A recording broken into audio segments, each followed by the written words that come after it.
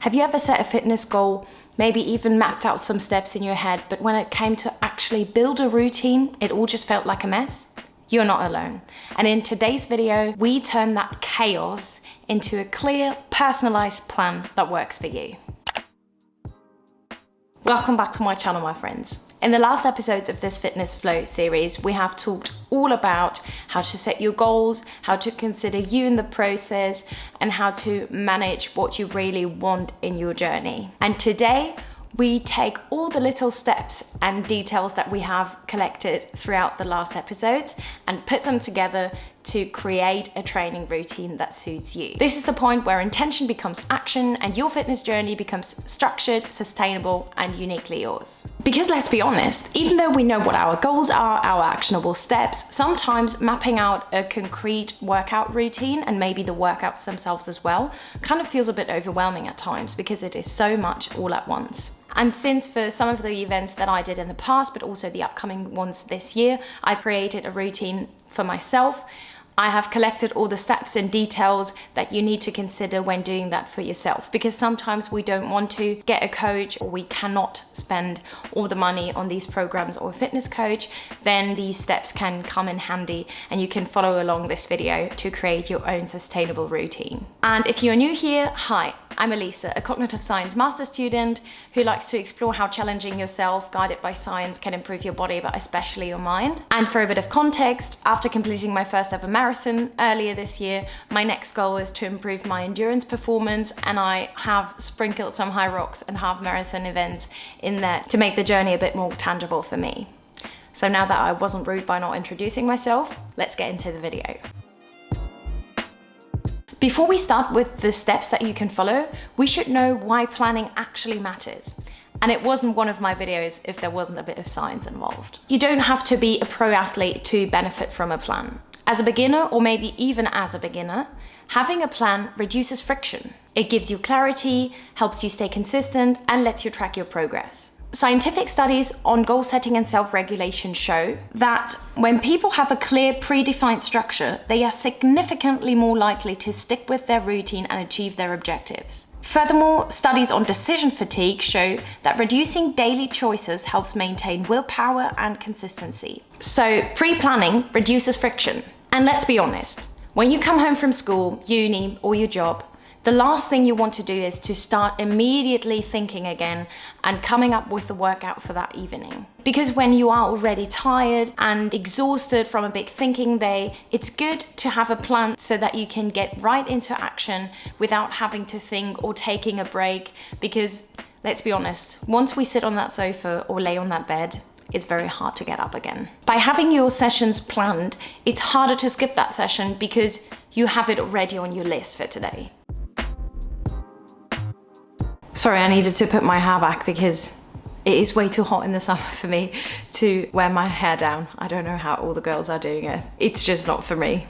Anyway, now that we know why it's important to have a plan, the first step to creating that plan is to know your goals and the actionable steps that are attached to this. If you haven't already identified these, check out this video, or maybe it's also coming up here, where I talk all about how you can set your goals guided by science and identify the actionable steps that are attached to it. In my case, as I have already shown you in that video, my main goal is to improve my endurance performance in a hybrid way. And my sub goals are the 2 high rocks events that have some sort of performance or process goals attached to them as sub goals, as well as a half marathon race later this year. The actionable steps that I have collected, I show you here again. It's exactly the same slide as for the video about the goals. So I know in order to get to that goal, I need to preserve muscle through strength training, build muscle endurance through high rep sets, especially for the high rocks events, train my anaerobic system with high intensity sessions, and improve my aerobic base with low intensity training. With your goals and actionable steps identified, we can then go to the next step. And in this step, you need to be really honest to yourself. How many hours can you commit to this goal in a week? And I use 2 different numbers to kind of come up with a good number or a realistic number for that question. And spoiler alert, none of the 2 numbers are the amount of hours that I would like to train in a week. Because first you need to know where your baseline is at. So when you think about a jam-packed week that is full of different things, I'm not talking about vacation or being sick, but in your day-to-day life, a jam-packed week with more meetings than usual or more appointments than usual, how many hours can you commit to this goal as kind of a baseline? So if it was a kind of worst case scenario everyday life week, how many hours do you then have left? And I was thinking about it for me myself. I think realistic for me in a jam-packed week is 4 sessions with 1 to 1.5 hours, which makes me come up with an average of 5 hours per week as my baseline. This is important because that way I know for my training plan later on that the baseline trainings and my most prioritized sessions are done within the realm of 5 hours. And everything else that I plan for my training routine just comes on top as a bonus. As a second step of being realistic about my training is that I look back to the past 12 weeks and see how many hours I have trained in these weeks and kind of average it to get an idea and a value what, apart from the baseline, I usually get up to in a week in terms of hours spent on my training. I have collected the training data of the past 12 weeks, and I know by now the dates are a bit off, but when I scripted the video and created the slides, it was actually up to date. But you see, I have collected all the training data, and the average amount of time in the 12 weeks for the selected time window that I show you here was 6.5 hours per week. And that includes some extremely low training weeks, because this includes the taper, the race, and the recovery weeks around my marathon. So a true realistic value could even be a bit higher than what I have averaged here for these particular 12 weeks, but it's only to get a rough idea how much more I'm training compared to a completely baseline jam-packed week. With the knowledge that you have through these kind of numbers, you can then think about them when creating the plan, what is realistic for you to fit in the week. Because when we come up with a new routine and we want to start that new journey, it is very often the case that we are just putting too much on our plate and we cannot deal with it in our day-to-day life. We will be very frustrated because we have to skip a session essentially every week. Because we should not plan for a fantasy person. We should plan for the person that we are, with the life that we have, and with the time that we have left. So please be realistic. The next step is to zoom out. Most effective training plans follow a phase-based approach, which is often referred to as periodization. Even for non-elite athletes, this structure helps manage stress, avoid plateaus, and promote progress over time, while also giving your body enough time to recover. And this is all to reduce the risk of injury. I'm not saying that what I'm showing you in the following needs to be your approach, but it's just to give you that context so that if you want to make it very balanced or you are aiming for performance, that this is what science says is the most effective approach for training. The classic phases in periodization are base building to develop general strength, aerobic capacity, and movement quality, followed by improvement or peak building to push performance with heavier loads, higher volume, and faster paces. After that comes tapering to reduce volume, to let your body absorb the training and peak for an event. If you are doing an event, comes the event. And after that, recovery and transition with low intensity or even off training weeks to reset mentally and physically. This cycle prevents overtraining and promotes sustainable improvement. Even if you don't compete, peaks and valleys in your training give you better results and let the motivation stay high, because you have weeks where you have a deload and you have weeks where you can just take it a bit more chill to then be motivated to get back into it. You are reducing the risk of burning out mentally as well as physically. So in my case, for example, I decided to go for a 12-week plan that is building up to my first event, which is the High Rocks Doubles, and it has all the phases in it. So you could think whether you have an event coming up or maybe you have a specific goal in mind that you want to achieve in a specific time, then you can kind of plan with your training like that.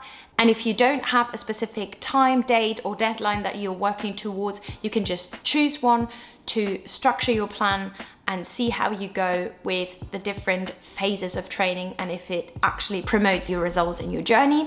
And if you like it, you can do a block of phases after a block of phases, obviously with enough recovery time in between. The fourth step is to choose a training structure on a weekly basis, because how you structure your trainings in a week depends on you. There are two common ways to do this. First is a fixed weekly schedule. Great for people who like routine and predictability. You do the same types of workouts on the same days each week. This minimizes decision fatigue and works well if your life is fairly structured. The second is a weekly tick-off system. Perfect for people with dynamic schedules. Depending on how much time you have identified in step 2, you can list out the sessions accordingly and tick them off as you go. In my case, for example, I set 4 to 6 sessions a week, some more prioritized, some are more of an add-on if I have time. And because my weeks are completely different, for me, this tick-off system is very nice because I have the sessions laid out, and as the week rolls around, I know what my most prioritized sessions are and I do them first. And then the add-on sessions, I see if I, in that week, have time to fit them in, and I tick off as I go. Flexible, but still provides accountability. As we have talked about in episode 3, your personality matters in your training. So when you are not really sure which of the two is suitable for you, you can ask yourself the following questions. You get bored easily? Add variety within your weekly plan. Different modalities, skill-based sessions, and new locations. You like clarity and control? Stick with a repeatable template where you can track progression in the same lifts or runs. You are overwhelmed by options? Choose fewer variables. Simplify. Pre-ride 4 to 6 weeks and follow it. You can still overload and improve gradually. It all depends on you. It depends on your structure, on what your schedule and your day-to-day life looks like. There is no one plan fits all, so you need to think what suits you best. The fifth step and second last step is to bring it all together. And this is also where the actionable steps of your goal setting come to play as well. And just as a quick reminder, as I have shown you earlier, this is what mine look like. And they kind of already, as we can see, translate into a specific training style or training session. So preserve muscle through strength training translates into low rep strength sets, conventional strength training.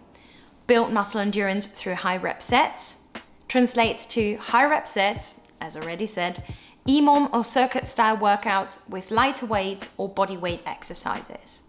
Then train my anaerobic system with high intensity sessions translates to sprints, intervals, fast paced ergs, high intensity interval training, or even some high rock circuits. I feel like anything that has burpees in it gets to high intensity real quick for me. And then last but not least, improve my aerobic base with low intensity training.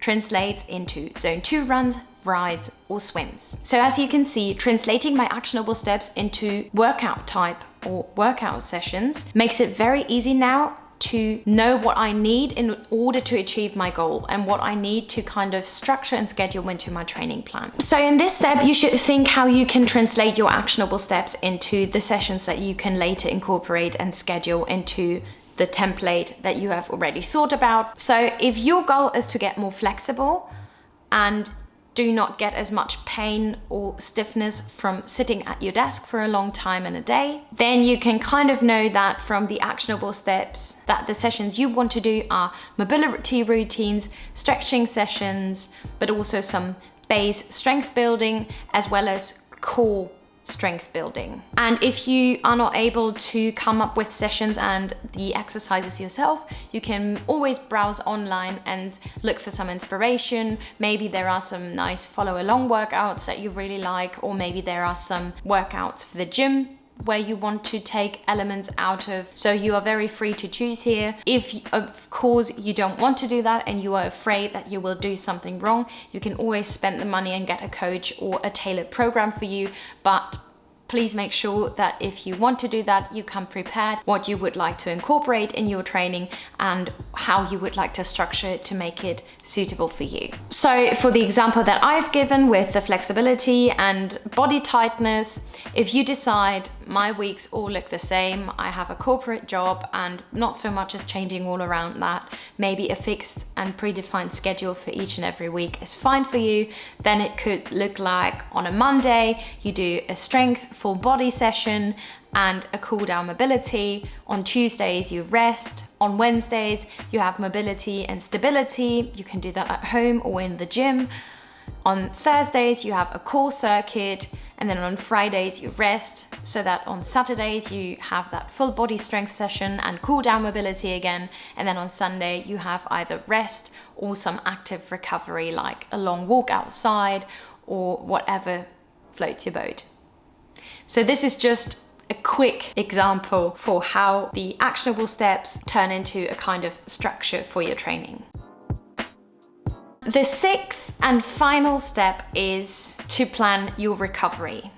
So when you are ready, you have laid out your plan and kind of created the tick-off system or schedule for yourself on a weekly basis that you want to follow, you need to stop and have a look at it as if it was someone else's plan and look if there is enough time to rest and recover. Because recovery is part of the plan. I understand it. It's so easy to plan all these sessions and to just get into the mood of putting everything in that plan because you are hyped, you want to start that new journey, you have these goals and they are ambitious.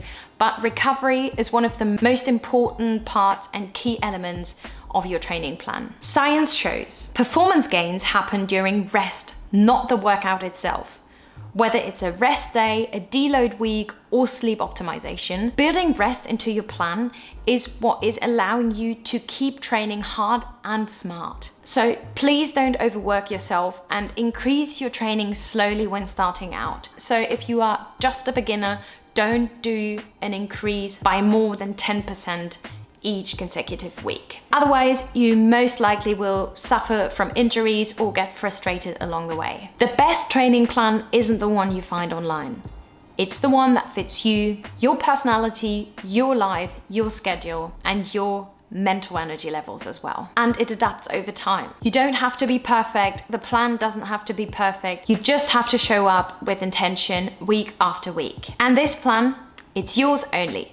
Make it empowering for you, make it fun for you. See it as an opportunity to learn a new skill or to try something out that you haven't tried before. Of course, you won't be perfect straight away in whatever you are choosing to try out, but it is an opportunity for you to explore and to maybe find something that you weren't believing you would enjoy one day. Thanks for watching this episode of the Fitness Flow series.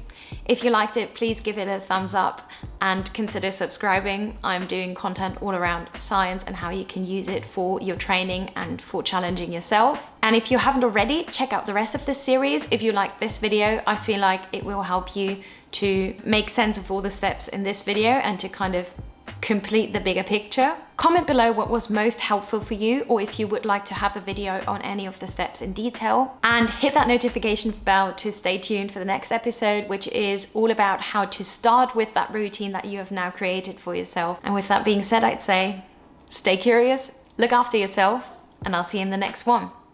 Bye.